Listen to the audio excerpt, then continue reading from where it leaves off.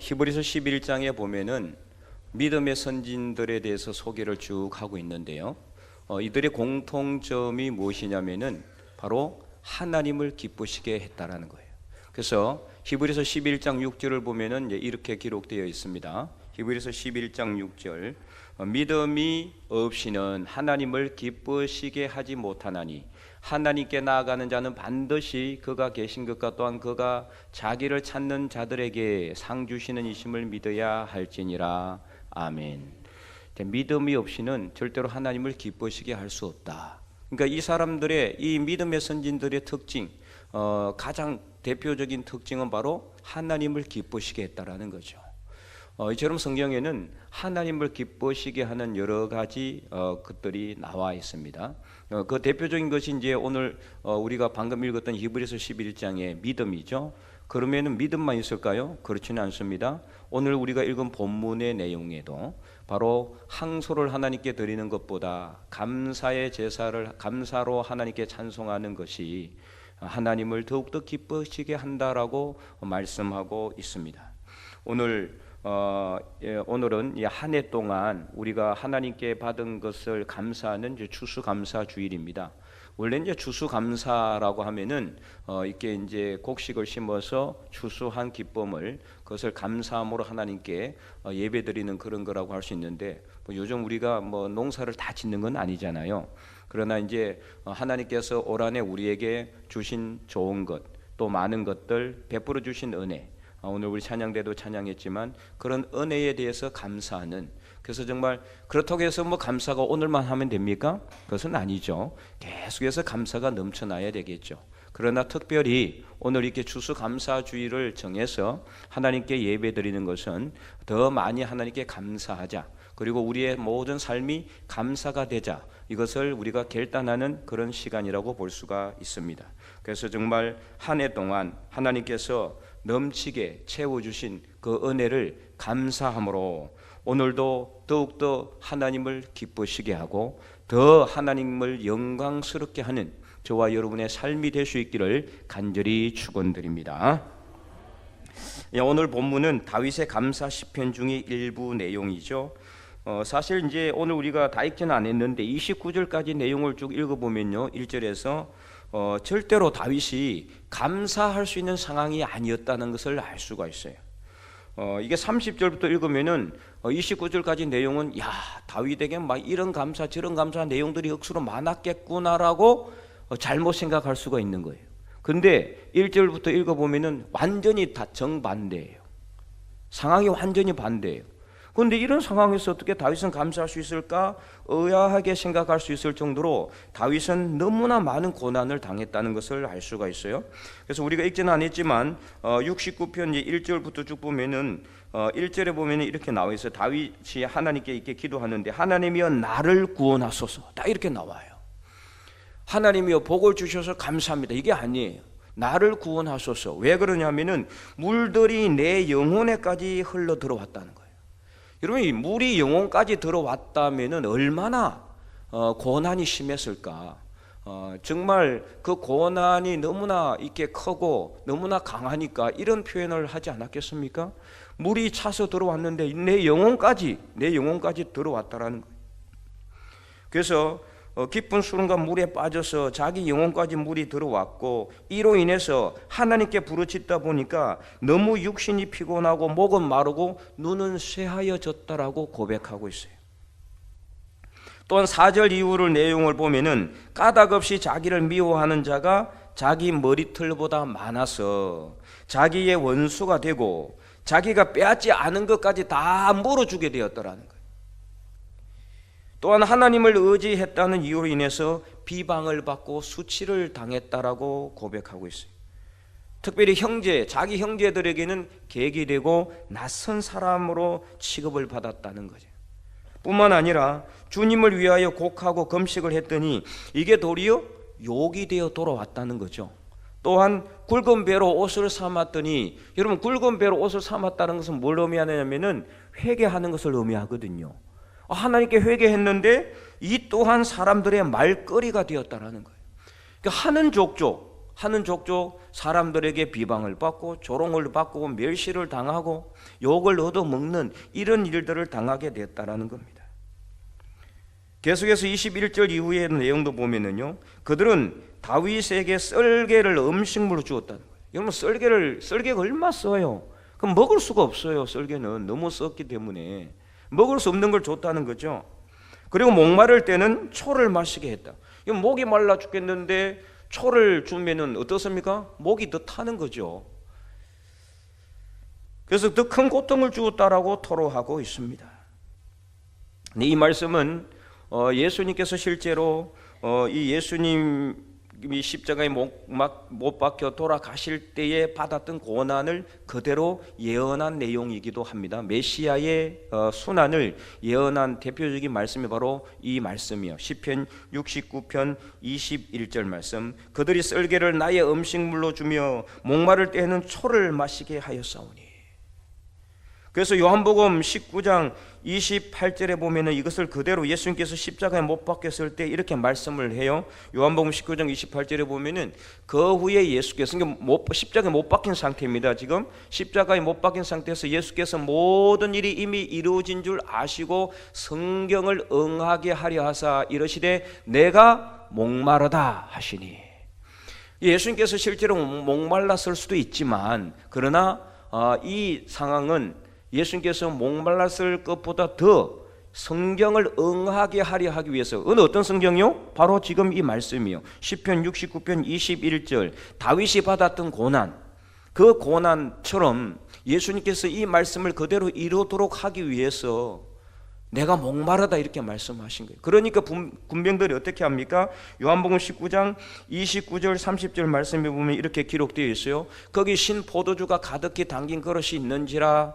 사람들이 신 포도주를 적신 해면은 이게 스펀지처럼 되어 있는 거거든요. 우술추에 깨어, 우술추에 매여. 우술추는 이 기다란 막대 같은 갈대 지팡이처럼 되어 있는 거예요. 그것을 갖다가 예수님께서 십자가에 높이 매달려 있으니까 거기에 매어 가지고 예수님이 입에 갖다 대요. 그래서 예수님께서 그 신 포도주를 받으신 후에 이르시되 다 이루었다. 성경 말씀 그대로 다 이루었다라는 것을 말씀하는 거죠. 그리고 영원히 떠나가셨다 이렇게 기록하고 있습니다. 예수님이 받으실 고난을 다윗은 먼저 받은 거죠. 그리고 그 예언대로 예수님, 메시아로 오신 예수님은 그렇게 십자가에 못 박혀 돌아가시는 순간까지 하나님의 말씀을 그대로 순종하고자 철저히 그 말씀대로 사셨다는 것을 알 수가 있어요. 다시 오늘 본문으로 돌아왔어요. 그러면 도대체 다윗의 대적들은 도대체 왜 이렇게 다윗을 못 살게 굴고 틈만 나면은 비방하고 조롱하고 멸시하고 고난을 주었을까요? 가닥이 없습니다. 이유가 없어요. 차라리 다윗이 그들에게 뭐 잘못을 했다든지 그들을 해코지했다든지 뭐 그랬다면은 이유라도 있으면은 그에 대해서는 응당한 대가니까 뭐 달게 받겠지만 아무 이유가 없는 거예요. 이유를 굳이 찾고자 한다면은 하나님을 너무나 믿고 의지했기 때문이라고 볼 수가 있어요. 그러니까 하나님이 다윗이 가는 곳마다 승리하게 하시고 형통하게 하니까 다윗의 대적들은 이게 보기 싫은 거예요. 그래서 틈만 나면 다윗을 갖다가 비방하고 핍박하고 박해했다라는 것입니다. 이러한 상황 속에서 다윗은 그들과 대적해서 맞서 싸우거나 보복하지 않았습니다. 얼마든지 다윗이 보복할 수 있었어요. 다윗이 힘이 없었던 게 아닙니다. 다윗도 얼마든지 힘이 있었고 그는 골리앗을 무너뜨린 그런 용사였지 않습니까? 얼마든지 칼을 뽑아 그들과 대적해서 싸울 수 있었지만 그러나 다윗은 그렇게 하지 않았습니다. 자기를 괴롭히고 자기를 힘들게 하는 그 원수들을 향해서 칼을 뽑아든 것이 아니라 그는 기도를 뽑아들었습니다. 기도의 칼을 뽑아든 것이죠. 그래서 하나님께 간구하는 거예요. 그 내용이 바로 이 시편 69편의 말씀이에요. 그래서 그는 이 억울한 사정을 하나님께 토로하며 자신의 원수들을 징계해 달라고 간구만 할 뿐입니다. 이처럼 오늘 우리 그리스도인들도 바로 이 세상에서 살아가면서 수많은 억울한 일을 당하고 또 고난을 당하고 고통의 삶을 살 수도 있어요. 내가 아무 잘못도 안 했는데 괜히 나를 비방하고 욕하고 조롱하는 사람들 향해 여러분들도 같이 비방하고 조롱해서는 안 되는 거죠. 다윗이 보여주었던 이 자세처럼 예수님도 똑같이 그대로 행하셨잖아요.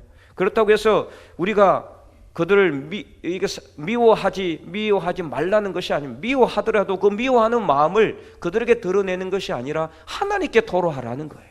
다윗은 그들을 미워하는 마음을 하나님께 토로하고 있어요. 그러나 더 나아가서 예수님은 뭐를 말씀하셨습니까? 내 원수들을 사랑하라고 했었어요. 그러면 우리는 더 나아가 우리의 원수들도 사랑할 수 있을 때까지 우리가 계속해서 기도하고 예수님의 사랑을 우리가 본받아서 실천하는 그런 삶을 살아갈 수 있기를 바랍니다. 그래서 다윗은 자기 대적들을 향해서 칼을 뽑지 않았습니다. 오직 하나님께 간구했습니다. 하나님께 억울한 사정을 토로했습니다. 하나님, 내 이 억울한 사정을 갖다가 기억하여 주시고 신원하여 달라고, 내 대신 하나님께 그들을 보복해 달라고 그렇게 간구하고 있는 거예요. 그래서 69편 29절에 보면 이렇게 기록하고 있어요. 오직 나는 가난하고 슬프오니 하나님이여 주의 구원으로 나를 높이소서. 나는 가난하고 슬프다. 그렇잖아요. 가진 게 아무것도 없거든요. 쫓겨다녔기 때문에 계속해서 사울을 피해 도망 다녀야 됐기 때문에 때로는 강야에서, 때로는 굴 속에서, 때로는 황야에서 잠을 자야 했고 아무것도 가진 게 없었어요. 가난하고, 그리고 계속해서 핍박을 받고 대적자들로부터 비방을 받으니까 얼마나 슬픕니까? 있는 그대로 하나님께 토설하며 대신 나를 구원해 달라고 하나님께 간구하고 있는 거예요. 이상의 내용을 볼 때 참으로 기가 막힌 웅덩이와 수렁 속에서 다윗은 고난과 환난을 겪고 있었다라는 것을 알 수가 있습니다. 그런데도 이런 상황 속에서 다윗은 불평과 원망하지 않았다. 포기하거나 절망하거나 좌절하지 않았다. 이러한 상황 속에서도 다윗은 어떻게 했습니까? 하나님께 감사의 찬송을 하고 있는 것을 볼 수가 있습니다. 그래서 30절, 31절 말씀 우리가 읽었지만 다시 한 번 더 큰 목소리로 한번 읽어보겠습니다. 내가 노래로 하나님의 이름을 찬송하며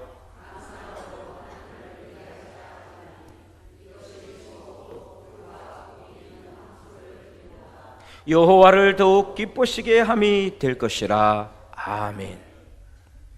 바로 이것이 진정한 감사의 자세입니다. 다윗이 했던 이 감사, 절대로 감사할 수 있는 상황이 아니잖아요. 얼마나 고통스러웠으면은 물이 차들어왔는데 자기 몸뿐만 아니라 자기 영혼에까지 물이 스며들어왔다라고 이렇게 고백했다면은 얼마나 그 고통이 심했겠어요. 전방위적으로 고난이 있었어요. 고통이 있었어요. 환난이 있었어요.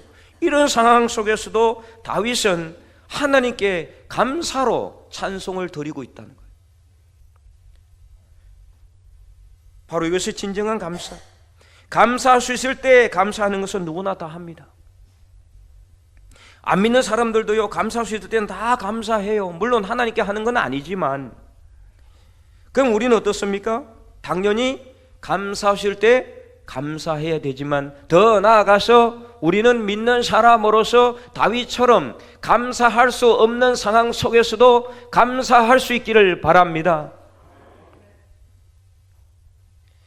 그래서 비록 우리의 삶이 힘들지라도, 그래서 여전히 아무것도 이루어진 것이 없다고 할지라도, 삶의 형편도 더 나아지지 아니했을지라도, 기도한 것도 여전히 응답받지 못한 것이 많을지라도, 삶의 형편이 나아지지도 않았고 경제적으로 어려울지라도, 하박국 선지자의 고백처럼 무화과나무나 포도나무나 감람나무에 열매가 없고 밭에는 먹을 것이 없고 우리에는 양이 없고 외양간에는 소가 없을지라도 오늘 다윗의 고백처럼 우리의 구원이신 하나님께 감사할 수 있기를 바랍니다. 이것이 31절 말씀처럼 항소를 하나님께 드리는 것보다 하나님을 더욱더 기쁘시게 하는 것임을 분명히 깨닫기를 바랍니다. 그럴 때 어떤 일이 일어난다고 말씀하고 있습니까? 32절에 공고한 자가 이를 보고 기뻐하나니 하나님을 찾는 너희들아 너희 마음을 소생하게 할지어다. 아멘.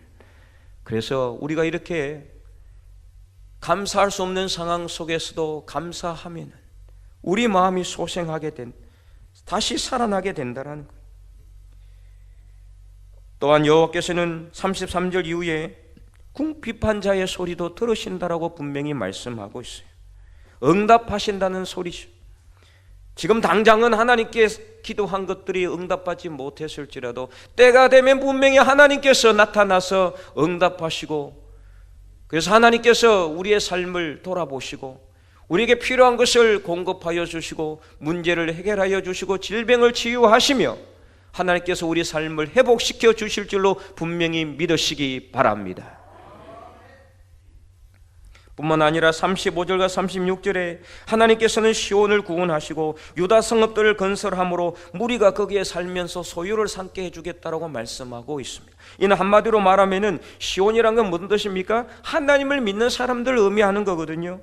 그래서 우리가 감사로 하나님을 찬송할 때 결국에는 하나님께서 우리 기도에 응답하시고 모든 어려움과 환난에서 우리를 건져주신다는 거예요. 또한 우리를 하나님께서 건져주실 뿐만 아니라 우리의 후손들도 하나님께서 주시는 모든 복을 받아 누릴 수 있게 해주신다는 것을 말씀하고 있다는 겁니다. 그래서 34절에 천지가 다 하나님을 찬송하며 공중의 새뿐만 아니라 바다의 수중 생물들까지도 하나님을 찬송하는, 찬양하는 그런 놀라운 역사가 일어나게 된다라고 말씀하고 있습니다. 올해도 참으로 여러 가지 일들이 많았습니다. 국제적으로는 러시아 우크라이나 전쟁도 여전히 끝나지 않았고 이렇게 오래 갈 줄은 아무도 생각하지 못했어요. 오히려 지금 북한은 러시아에 파병까지 했잖아요. 이스라엘과 하마스 간의 전쟁은 이제 중동 전쟁으로 확전될 그런 아주 기로에 놓여 있습니다. 국내 정치적인 혼란도 여전히 가중되고 있고, 우리 장로님이 기도했지만 동성애를 허용하는 이 차별금지법은 국회 문턱을 넘으려고 지금 대기 중에 있어요. 개인적으로도 육신의 질병이나 삶의 어려움이나 문제들이 여전히 해결되지 않았어요. 너무나 힘들고 어려운 분들도 많이 있을 겁니다. 그래서 우리가 우리 눈앞의 현실만 바라보면은 오늘 본문의 다윗의 형편처럼 절대로 하나님께 감사할 수 있는 상황이 아닌 그런 상황일 수도 있다라는 거죠. 물론 다 그렇지는 않을 겁니다. 어떤 사람들은 너무나 감사가 넘치는 분들도 있겠지만 또 그러지 못한 분들도 많이 있을 거예요. 그러면 어떻습니까? 그렇다고 우리가 지금 다 망했습니까? 그렇지 않습니다. 우리가 다 죽은 것도 아닙니다. 여전히 우리는 살아서 오늘 이 자리에 앉아서 추수감사주일 예배로 하나님께 영광 돌리고 있음을 감사하시기 바랍니다. 그래서 전도서 9장 4절은 이렇게 말씀하고 있죠. 모든 산자들 중에 들어있는 자에게는 누구나 소망이 있음은 산 개가 죽은 사자보다 낫기 때문이라. 아멘. 개라고 해서 죄송합니다. 말씀에 그대로 나와 있기 때문에. 여러분 참 그런 것 같아요. 그죠? 죽은 사자가 아무리 힘있고 용맹이 넘쳐봐도 죽으면 그만이에요. 아무 힘도 쓸 수가 없죠. 그러나 살아있는 개는 살아있기 때문에 뭐든 할 수가 있잖아요. 우리가 개는 아니지만, 강아지는 아니지만은 어쨌든 우리가 살아있다는 것 자체가 얼마나 감사한지 몰라요. 여러분 좀 살아있잖아요. 안 죽었잖아요. 호흡할 수 있잖아요. 입을 열어서 찬송할 수 있잖아요. 이게 얼마나 감사합니까? 감사 제목을 찾는다면은 지금 이 자리에서도 수천 가지, 수만 가지를 찾을 수가 있어요. 그런 것은 다 잊어버리고 지금 당장 하나님이 주시지 않는다고, 내 기도에 응답하지 않는다고, 내 질병 치유하지 않는다라고 불평하고 원망해서는 안 되는 겁니다. 그러므로 사랑하는 성도 여러분, 오늘 우리가 다윗의 고백처럼 비록 힘들고 어려울지라도 다윗이 전혀 감사할 수 있는 상황이 아니었음에도 불구하고 감사의 찬송으로 하나님께 나아가는 것이 항소를 하나님께 드리는 것보다 더 기쁘시게 할 것임을 확신하고 있는 것처럼 오늘 우리도 입을 열면은 감사가 나와서 이 감사로 하나님을 기쁘시게 하는 저와 여러분의 삶이 될 수 있기를 간절히 소망합니다. 그래서 시편 50편 23절에서도 아삽은 이렇게 노래했어요. 우리 다 함께 한번 읽어볼까요? 감사로 제사를 드리는 자가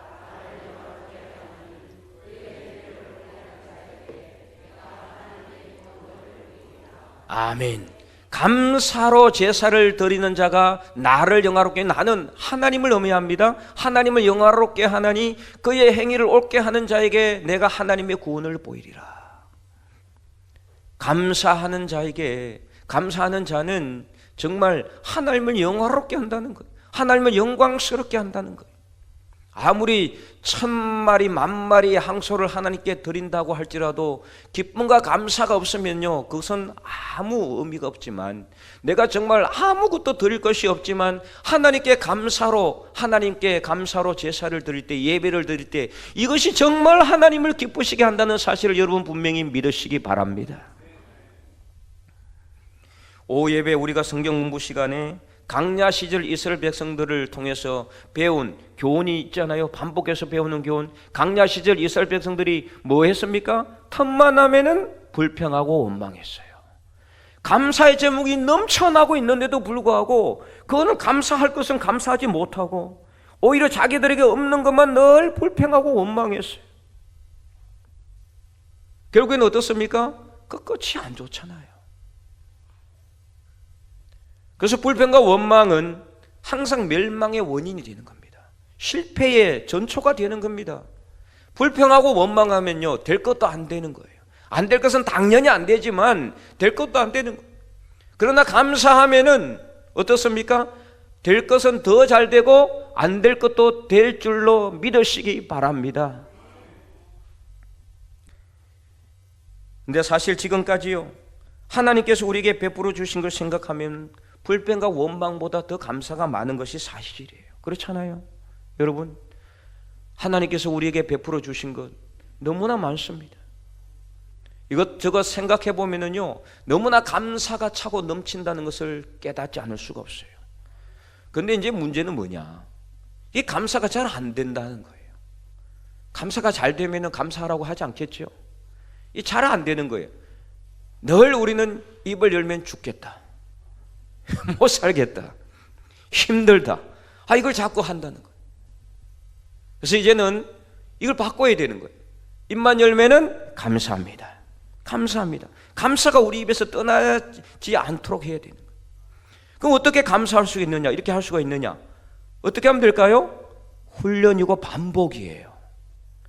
그러니까 감사하지 않을 때도 감사하시고, 감사할 때는 더 감사하시고, 계속 감사를 훈련하시기 바랍니다. 그래서 디모데전서에도 보면은 사도 바울이 디모데에게 뭐를 갖다가 경고해요? 경건은 연습으로 이루어진다고 분명히 말하고 있어요. 자, 경건이란 뭐냐? 경건이 뭡니까? 바로 예수 그리스도의 영성을 본받는 삶이에요. 믿음의 삶. 그래서 예수 그리스도의 영성을 본받는 삶, 그래서 영성이 깊은 사람이 되기 위해서는 어떻게 된다? 훈련해야 된다. 연단을 받아야 된다, 이 말이에요. 연단이 훈련이에요. 반복해서 피땀 흘려서 연습하는 거예요. 여러분, 경기장의 운동선수가 1등을 하고 금메달을 따기 위해서 뭐 해야 됩니까? 피땀 흘려서 연습해야 되죠. 태어나면서부터 금메달 목에 걸고 나오는 사람이 있습니까? 없어요. 정말 땀 흘리는, 죽을 것 같은 그런 연습을 한 사람이 1등을 하고 금메달을 딴다. 그렇잖아요.